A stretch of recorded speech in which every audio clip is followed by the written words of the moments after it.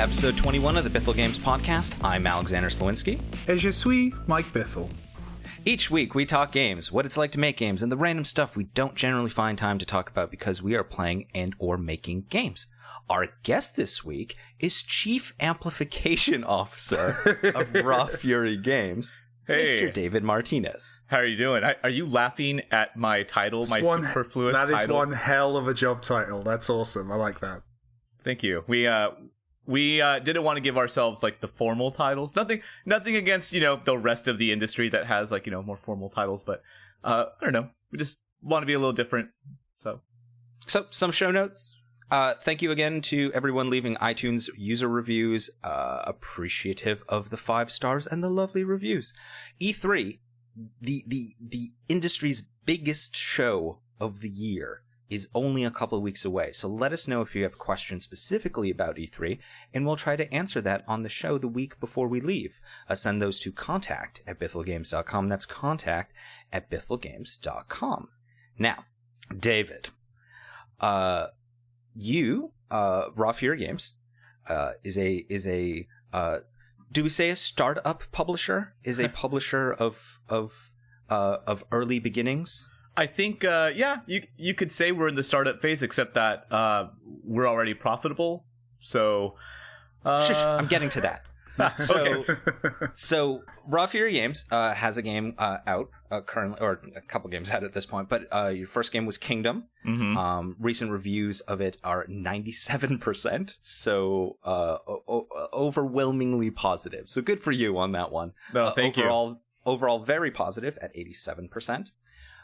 Your second published title, Cathy Rain, has an overall positive rating of 93%, but hasn't found the success of Kingdom, which is something that you wrote about in a blog post, and I would like to encourage everyone to read this blog post. It's on rawfury.com. The title of it is The Measure of Success, and that is why you're on the show today. Woohoo! My ticket in, finally. I've been waiting for this moment. So go ahead and explain sort of the overall, what happened with Kingdom, what happened with Cathy Rain, and what was the catalyst for that Measure of Success blog post. Yeah, sure. So we'll start with Kingdom, since that was our first game. And Kingdom, if you're unfamiliar with it, it came out in October. It's one of those cutesy, 2D pixel-y kind of games, right? And you look at it at first glance, and you're like, it's really pretty, but it looks like a whole bunch of other 2D pixel games. But underneath the hood, it's like this very in-depth, like, resource management strategy game. And it found quite a niche audience, which is really cool. And went on to review pretty well, and it sold very well. It sold so well that it was profitable in the first 24 hours. And we wrote a post about that as well. You can find it on our blog. And, it was really...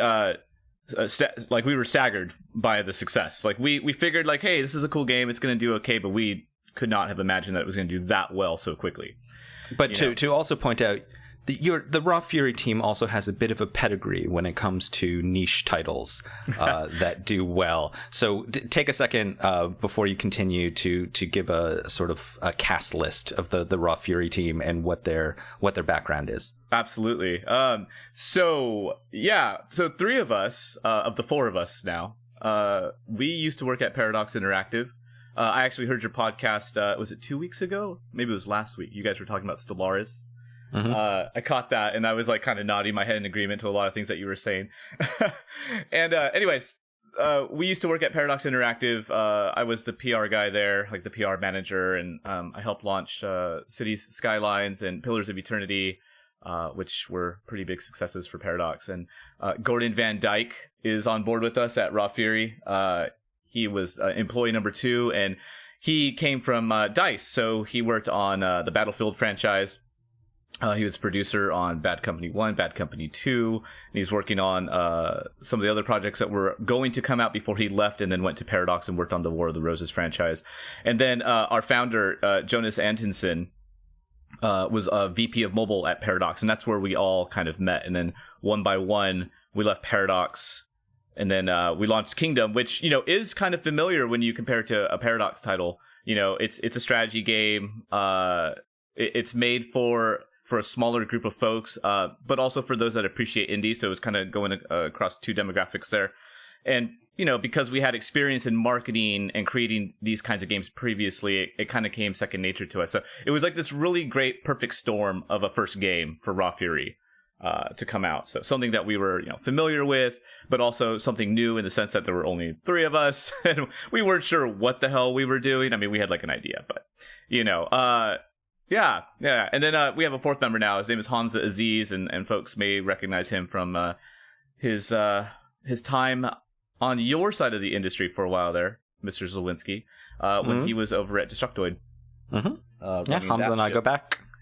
Yeah. No, I was very excited to see when he got the job with you guys, because it given the way this industry is going currently, it makes sense, and he's good people and very lucky to have him. Yeah, no, he's definitely a great fit for us. So, and he's done some stellar work right out the gate. So yeah.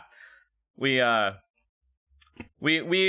around the block, if you will, for a little bit. It's funny because from the Raw Fury team, I'm like the youngest one. I've got maybe almost 7 years of experience. I had to do math in my head real quick, and everyone else has got at least 10 or more. So I'm the baby in the group. Now, moving on to Kathy Rain and the reason for that blog post. Yeah, so Kathy Rain, in our eyes, is still a success, but it's a success in a different way. Unlike Kingdom, it did not turn a profit within 24 hours of its release, but we also didn't anticipate that either. But with that said, the sales have been a little slower than we thought they were going to be initially. Again, not too off from like what we projected originally, but noticeable for sure in the speed of which it is coming to profit. It will profit eventually, but so you couldn't call it a financial success out the gate the way that Kingdom was, but it certainly was a critical success. I hate to reference Metacritic. I'm not the biggest fan of that platform. I think most folks out there will agree, but it's got a 78 right now, and the user review scores on Steam, as you mentioned earlier, are quite high. So in that regards, it's done quite well for itself. But and why do you think it had a hard time? Is it because it is a Sierra? I would call it a Sierra style adventure game, Sierra LucasArts style adventure game, from the, what do we say, late 80s, early 90s? I'd say early 90s for sure. I think more folks are lining it up with a LucasArts game than Sierra so much. Not that the Sierra games were bad; they were amazing. But it's definitely more like a LucasArts game. It's more modern, but it's a point and click adventure. Those are kind of a tough sell in general. They have a very hardcore audience, but as a whole, that audience is not very large, at least not at the moment. There's definitely a dedicated community for it, but it's trying to get people outside of that community to be interested in something like that. Makes it a little difficult for folks to grab a hold onto when they see it. So the bold move that Raw Fury made in this blog post, which again, the measure of success, rawfury.com, read it. But the sort of bold move that you made is saying that you're going to support the developer for another year. And why? Why? You know why? Because, and I don't mean to sound all hippy dippy, but it's like the human thing to do. So, we're not a large publisher, and but you know that you're a publisher, right? Yes, yeah, we've been told this before. Okay. Maybe sort of ironically, we actually kind of bill ourselves as an unpublisher because we're trying to do things that are a bit unorthodox. This move that we're about to discuss is certainly one of those things. Yeah, it is. So basically, we've worked with Joel now for over a year. Joel is the developer of Kathy Rain. He runs a one-man outfit called Clifftop Studios. And Kathy Rain was his first game, his first commercial game on his own. He's certainly worked on other projects in the past with different studios all over Stockholm, where he is based. And when we noticed that Kathy Rain wasn't pulling in the numbers that we were hoping for initially. It wasn't even a concern for us as a publisher. We were like, this is fine. Like we can weather this out. It's not that big of a deal, But a developer doesn't have that luxury. There are so many stories out there that you hear of the independent developer with a fantastic game that just doesn't sell well, And these guys and these gals, they can't wait until the game finally profits, 6 months later, a year later. Like, how are they going to sustain themselves in between the launch and when they finally reach profitability? Unless you have, a nest egg somewhere, unless you're being funded by somebody else, you have no other income coming in until you reach profit. And you still got to keep the lights on in your studio, or, if you're probably working from home, you got to pay your rent and all the other things that you need to do to live, right? And so, after working with Joel for a year, and then we see okay, it's going to take a little bit of time before Kathy Rain profits. How can we make his life easier? How can we be a good partner to our developer? And the answer was simple.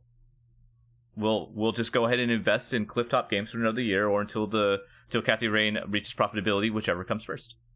So now you refer to this as the developer's valley of death. Yeah. So explain that a little bit further, because you sort of touched on it right there, but go a little bit deeper on that one, because the developer publisher relationship, or I should say the developer post launch, waiting for that money to roll in, and when it doesn't roll in, is it's a messed up time. It is totally a messed up time, and you even see it on larger scales too, with AAA publishers and large development studios, right? What's the trend usually in general with game development? Game comes out, developers aren't needed, they get laid off, right?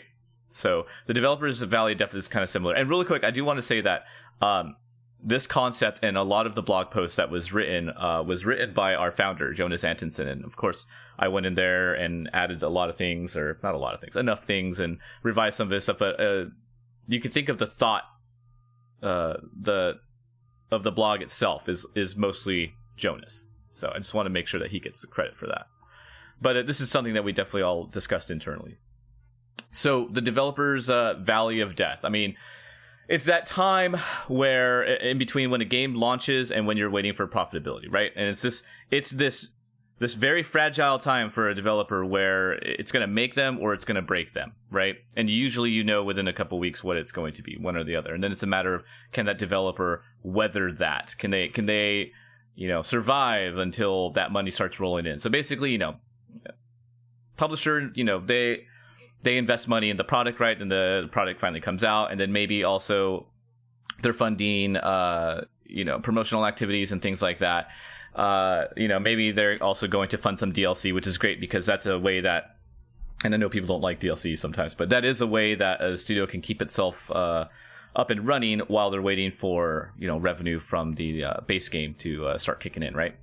It also brings up another news opportunity for the game to go into the news cycle. Oh, absolutely. Yeah. I mean, you just plug it in as another marketing milestone, and there you go. You got more stuff to talk about.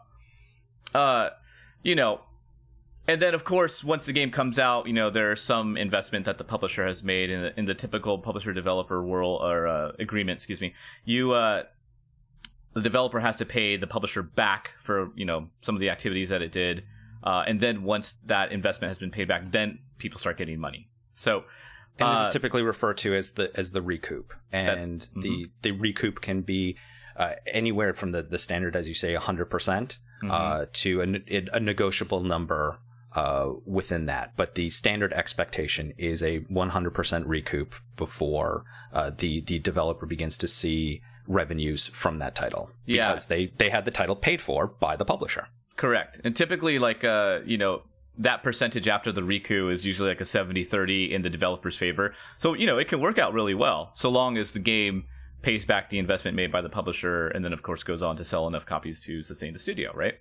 So, but if that doesn't happen, right, if the sales don't come in as quickly, you still have to, you still have to make enough to recoup the cost, right? In which case the developer's not getting anything, or it's, some cases maybe they're getting the smaller percentage, while the larger percentage is going to the publisher initially, and then once the recoup comes in, that gets reversed.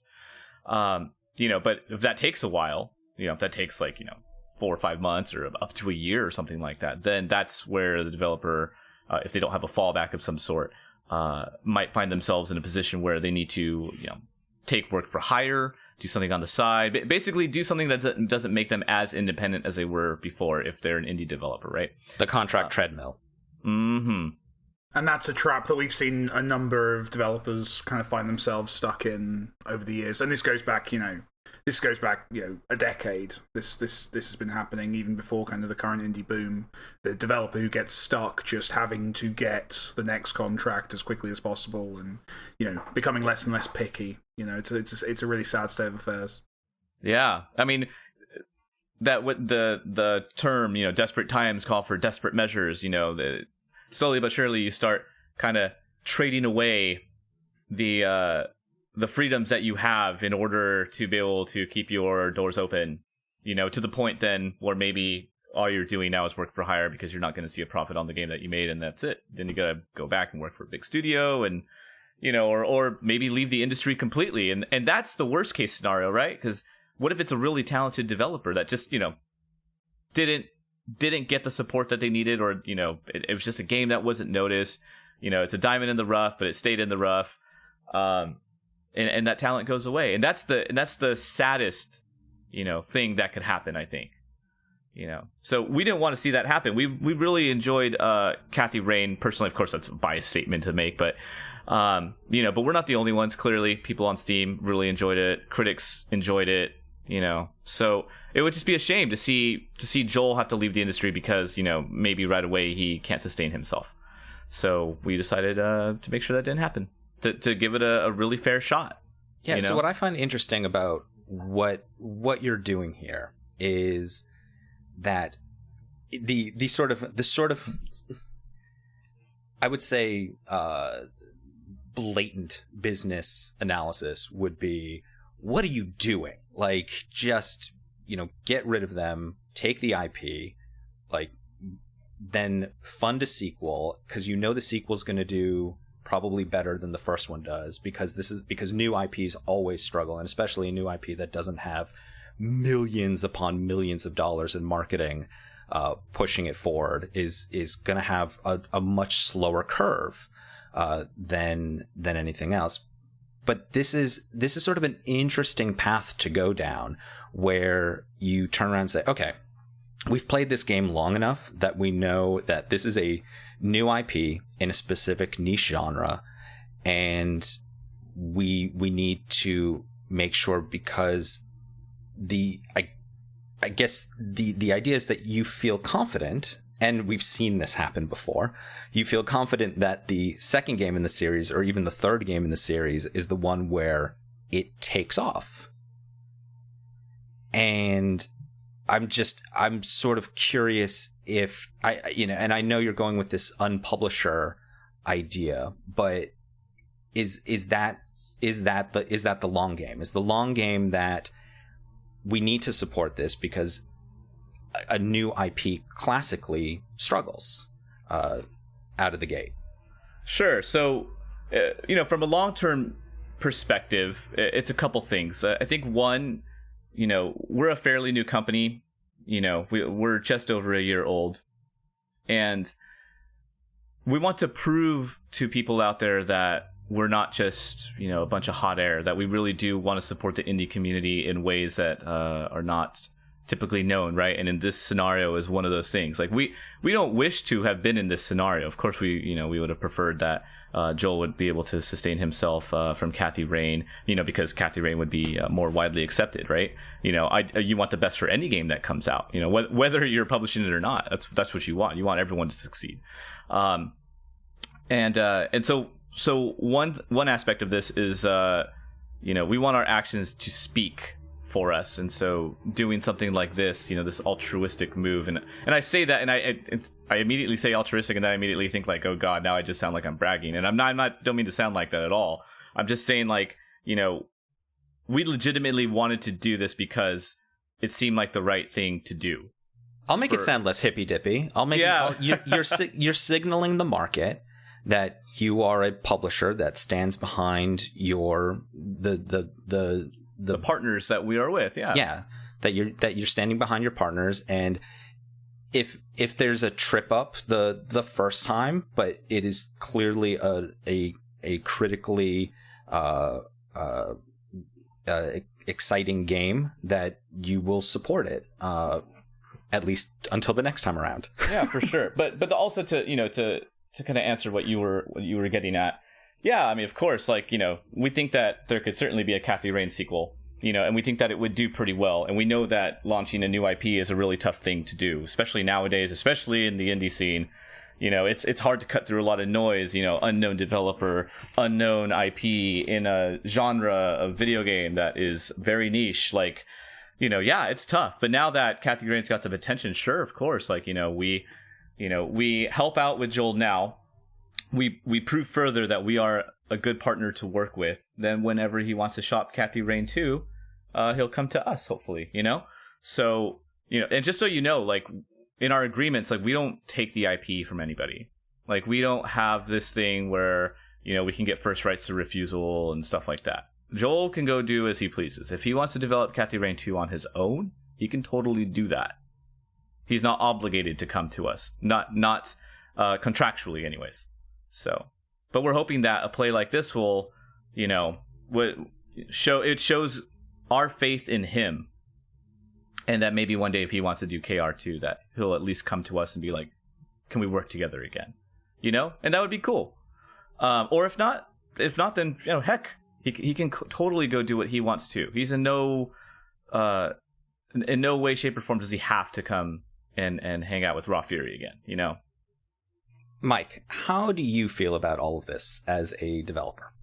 So I think it's great. I think it's great how you're treating your partner. I think that's very cool. I think it signals to other devs that there's support there, and that they'll get treated nicely by you. On the flip side, I wonder how much of this is down to kind of planning and being on top of your economics as a developer, of just kind of making sure that you're not at your bank account isn't at zero the day you ship, because it is a reality working with a publisher, and we've done some stuff with publishers, and I've certainly in previous jobs worked with publishers. That often is the case, that it takes a very long time for the revenue to start coming back, and I think it's something I've definitely been guilty of as a developer, of kind of, you throw everything at something and then the game ships and you're sat on launch day like, am I gonna have to move? And I think that we all need to get a little bit better at forward planning. But no, I think it's great that in this specific case, I think it's cool that you're supporting him. David. Yes. I'm sort of curious, how ideally do you think that developers should view publishers?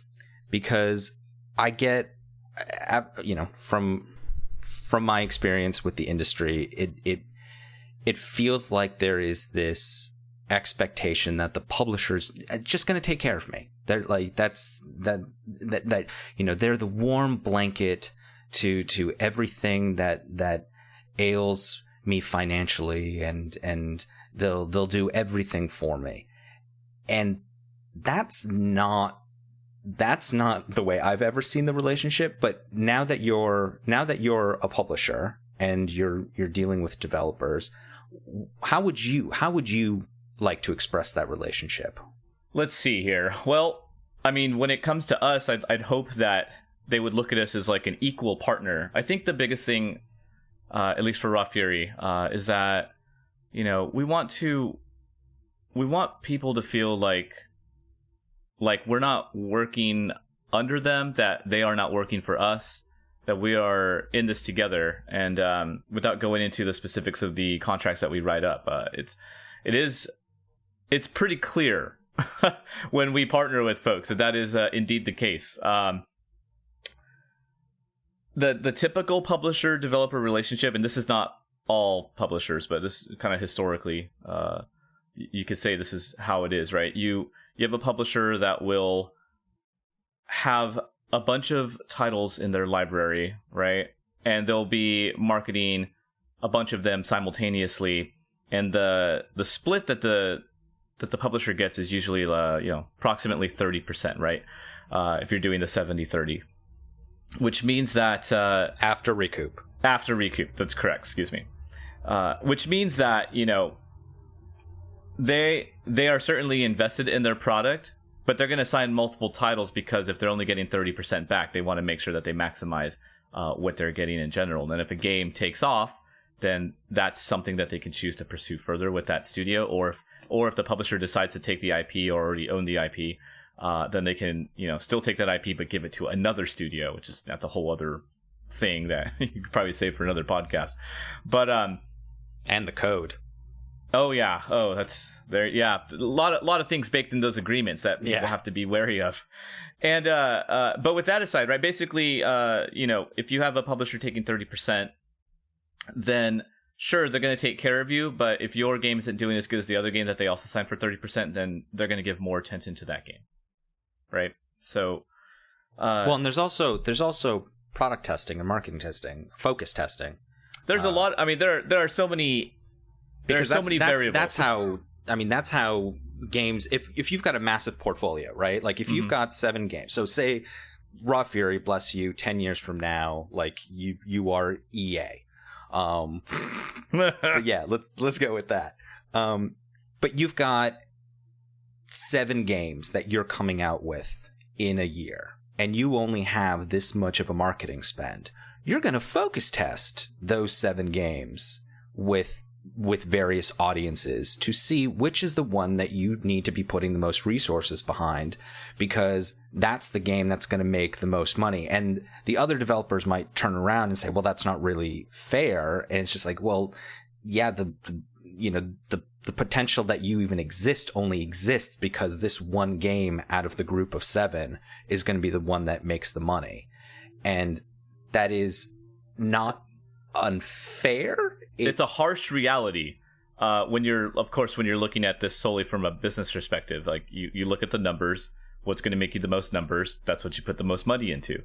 That makes sense. I just want to say one thing real quick. Actually, Raw Fury will never, not that we'd ever even beat EA, but actually our philosophy is that we're never going to take on any, more than we can chew. So we won't ever be in that position where we actually have to take on 7 titles, focus test, and then put our resources into one. That's strictly against our philosophy. So, which is what we're trying to change. We've actually had to turn down a couple projects that we know would have been fantastic, but we would have had to put so many resources into them that we would have had to neglect the people that we had already signed with, and we just couldn't do it morally. I'll give you, I can't say the name of the game, but I'll tell you the general concept of it. This came to us kind of early in our life, so we weren't sure, like if we were to spend all the money on this one title, like if we didn't recoup, then it could actually hurt us really bad. Plus, we had already had 2 other titles signed. But basically, the game is Cities Skylines in space, in beautiful retro future space. Cool. It will kill when it comes out. It will be good, but at the time, the ask was a bit too high of us, both in time and in budget. And we had enough budget allocated for it, but then we wouldn't have been able to really sign anything else. Well, and that also goes to the issue of scale here. And that's what I also think is another interesting thing about supporting the Kathy Rain dev, is that you have the ability to do that because of the size of the company. And also just the way game development works now. You can have people on contract. You can have a studio of 5. You don't need a studio of 50 to put a product out nowadays. So it's also an interesting maneuver that is very specific to the era that we live in right now, where you could have a team of 3 full-timers or 5 full-timers making a game with a small army of freelancers behind them. But what you're actually doing when you're supporting that next title from them, or you're keeping that studio alive for that next year, you're supporting a few people rather than supporting a studio of 20, of 25 to 50, which could have a burn rate of millions every single year. So I just wanted to contextualize that this is also something that is possible due to this era of independent development, digital distribution, and the fact that game studios can have a smaller staff than they would have 10 or 15 years ago, which is where a lot of these life lessons come from.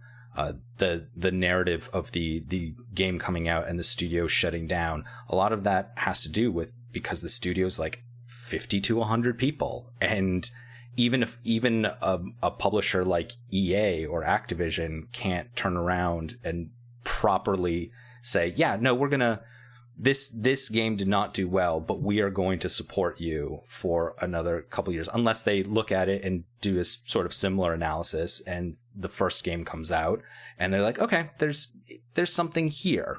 Because I think we've seen that. We've certainly seen that from EA in the case of something like Dead Space, where Dead Space came out and it did all right, and they supported it again and it did all right, and then they said, okay, we're going to do this one more time, and it did all right, and that was the end, as far as we know, right now. I would love to see another Dead Space game. Me too. Yeah. That third one in the microtransactions, that was the shoehorning bit. That was unfortunate. But yeah, Mike, any final questions for Mr. Martinez before we move into reader mail?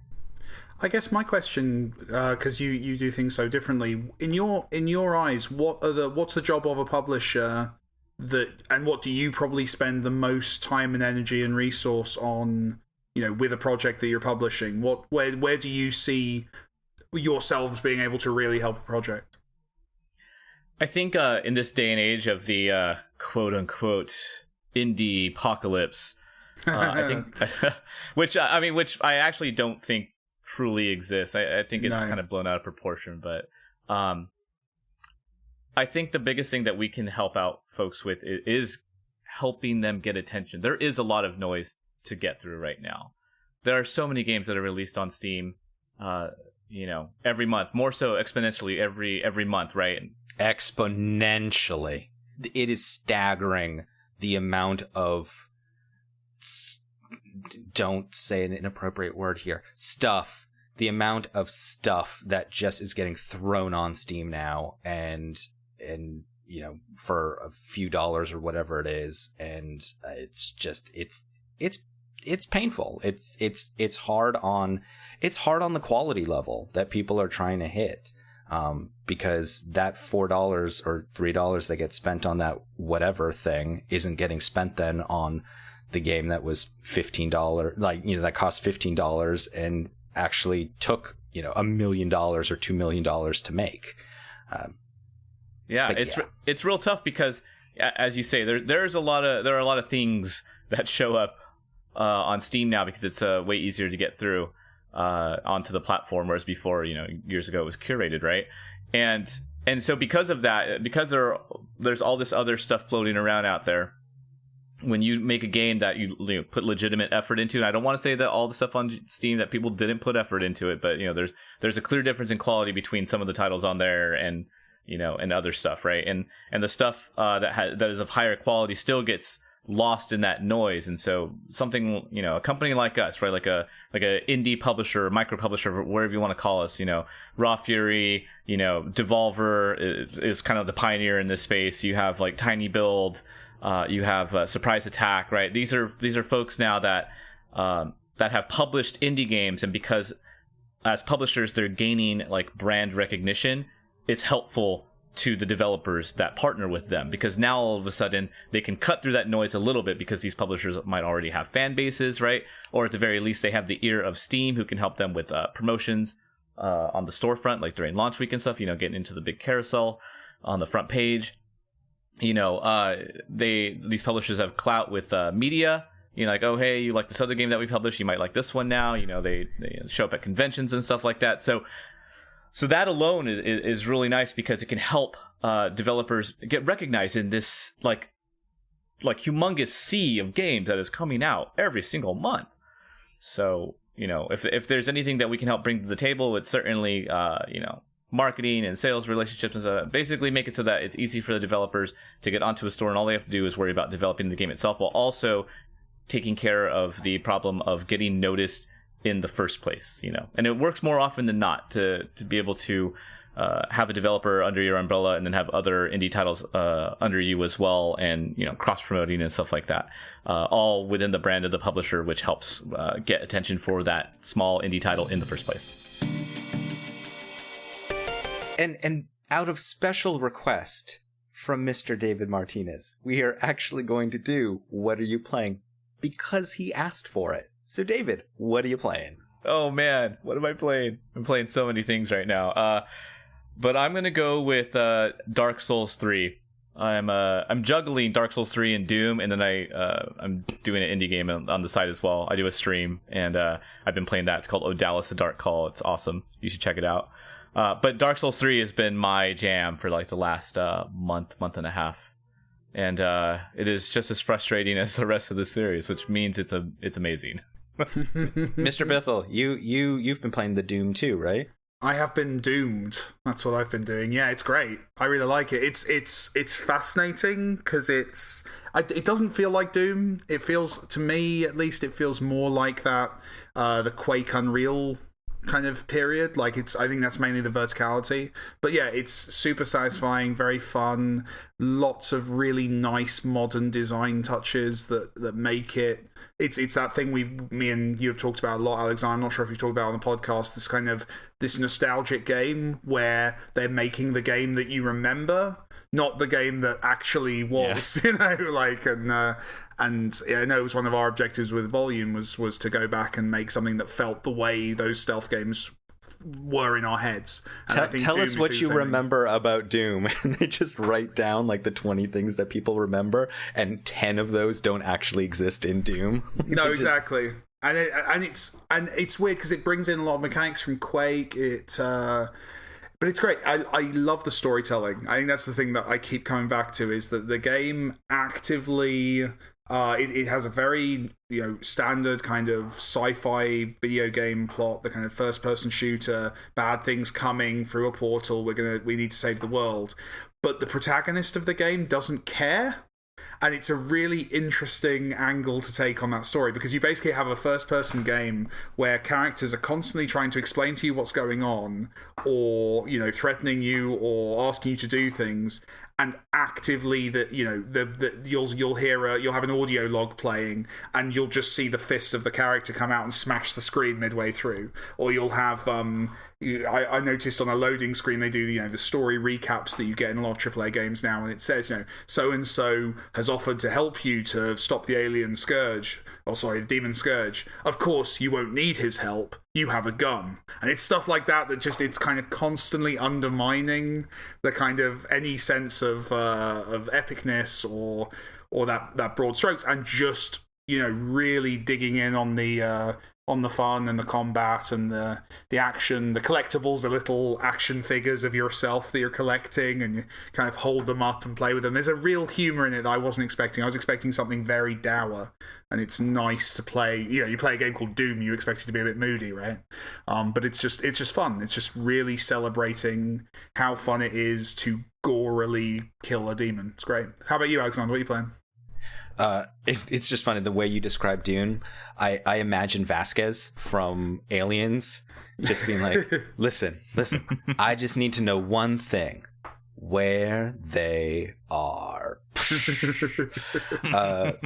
I've been playing the previous expansion to The Witcher in preparation for this week's launch of the Witcher expansion. Had you already played that expansion? No, I had not. Replaying it? Oh, you hadn't. Okay, I was going to mock you mercilessly. No. Okay. No, Damn, I hadn't. Can't mock him. He's a big Witcher nerd. Alexander is the resident Witcher nerd on the team. I do enjoy my Witchering and my Gwent. But yeah, the first expansion does take place in lands that you've pretty much already explored. It's an interesting story, not necessary, but plenty of content. A very bloody baron, If you've played the game yet, the sort of size of the Bloody Baron section of the game, this is similar. It's a really big sort of story section to it. But this next expansion is a new land with new everything, and I cannot wait to dive into that and check out all that goodness, that witchery. I think they're French, that Frenchy witchery, good, not the developer, the land that you go to, because that'd just be weird. Anyway, yes, Witcher expansion this week. Exciting. And now it's time for Reader Mail with Mike and Alexander. No, my name doesn't. And David Martinez and Bithell. I think they're actually they're getting worse now. There was a slowly rising quality to the jingles, and I think that over time you're now just kind of, you've peaked. Is my point. Hi, Mike. Parenthetical Hello. Alexander, and awesome. Parenthetical lack of guest person. But so this is hi, Mike and guest person. Question. Will the long-term implementation of VR as the possible yet probable industry standard mean the end of me and all right-minded people being able to invert the y-axis? Thanks, Dave. Oh, I'm trying to think how horrible an inverted y-axis in VR would be. It's almost worth building a prototype just to find out how horrific that feels. I didn't even realize I was in this paradox, because I invert the y-axis, and now I'm not sure what I'm supposed to do. To be fair, with VR, it's much more intuitive. But I don't think VR is going to be the only way people play games. I think, I still listen to the radio. I think there's going to be screen-based first-person games for quite some time. But I think VR. It's interesting in that question kind of reveals the most exciting thing about VR is, of course, there's no inversion of an axis because there is no axis. You're controlling directly through movement and your personal investment in the world. So that's the exciting thing about VR is there isn't necessarily a controller in the traditional sense, and that's pretty cool. David, as a person impacted by this change, how do you feel? There needs to be an option for the inverted y-axis in every single damn game. Every single one. Oh, God. I cannot wait until that's a campaign. There's going to be a campaign against developers who don't have switching the y-axis on VR games. It's going to be magical. I'm going to be the one that starts that change.org petition. Oh, God. I want to make it. I'm going to spend the afternoon making that and just see how horrible and how quickly you want to throw up. It's going to be great. Mr. Bithell and Mr. Slewinski, and for the sake of this, Mr. Martinez. First off, just wanted to say you guys are doing a great job with the podcast. It's great that you delve into the nitty-gritty of game dev, something you don't normally get in a video game podcast. Now, down to the point. I believe Thomas Was Alone was a project that you began development before you started a new job at Bossa, being completed during your time working there with their blessing. Yes. My question to you guys is about non-compete clauses in work contracts. If you are someone who has some form of non-compete clause in a contract with your current employer, but would like to start a project of your own, what are the available options to you? As someone not yet ready to, but intrigued by eventually creating my own games in the future, this would be very useful information to learn myself and also the other listeners. Just to be clear, I do not think it's a good idea and never would breach a contractual agreement I had put my signature on with my employer. Well, looking forward to your future projects. Thanks, Jamie. You say that, but I did. So this is a fun. So the bit that often gets left out of the Thomas Was Alone story was that I didn't get permission to develop anything outside of work. So my memory of this scenario was that I made the initial Thomas Was Alone Flash prototype was done over a long weekend while my girlfriend was out of town because I had nothing better to do. So I did that and I put it on Congregate.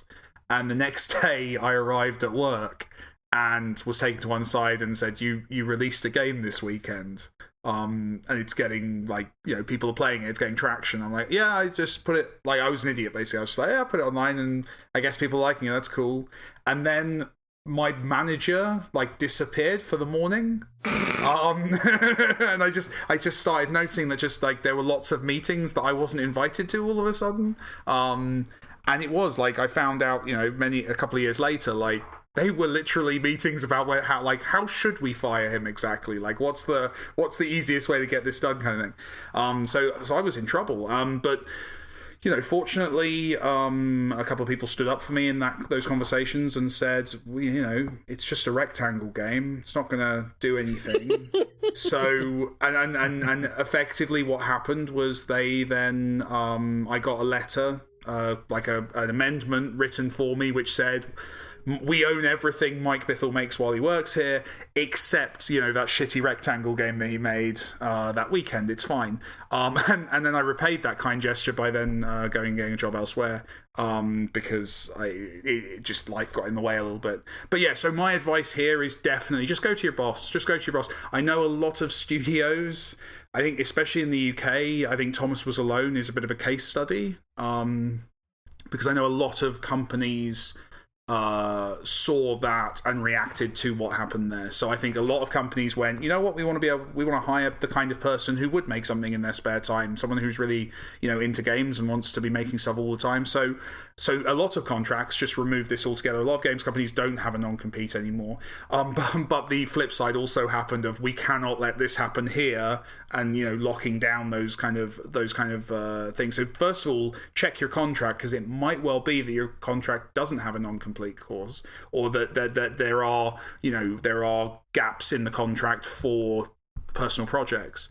Obviously, don't develop anything on any computer equipment or in the office where you're working. That goes without saying. If you have a work laptop, don't use it to work on your game.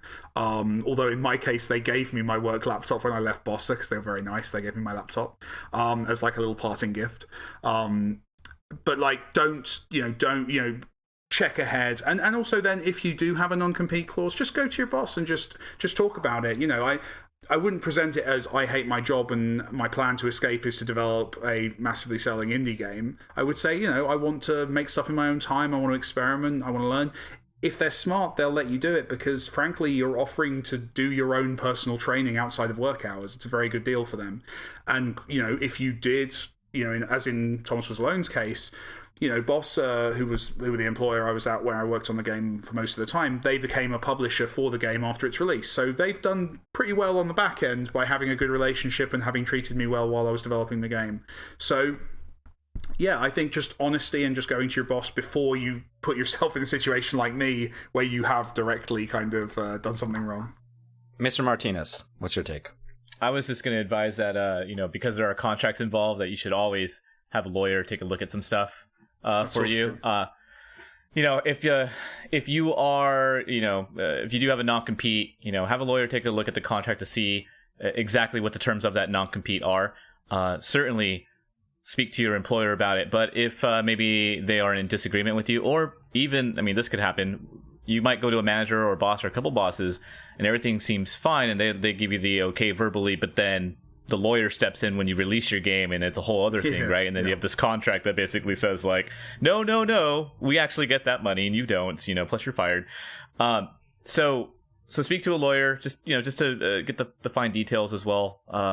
Definitely talk to your employer. You want to be transparent about it if you really want to do this thing. And, maybe you have to come up with something where you have to leave the company for like 6 months and then, and then release the game, right? Or something like that, or however long till you get out of the non-compete. I don't know what they're like. I know like on the PR marketing side, sometimes those non-competes are like, like a year long. It's a year. Yeah. Well, they're also, if you've done work while you've been employed by the company, that's the big one for developers. That's the huge one. Yeah.